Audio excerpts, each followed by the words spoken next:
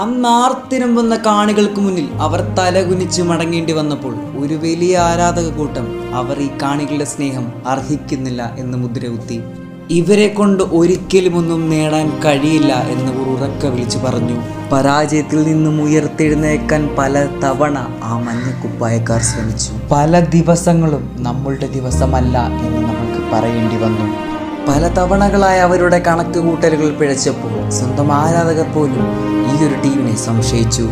ആ 10,000-കണക്കിന് ആളുകളെ നിശബ്ദരാക്കി എതിരാളികൾ അവർക്ക് ഒരു നരകം അവിടെ സമ്മാനിച്ചു.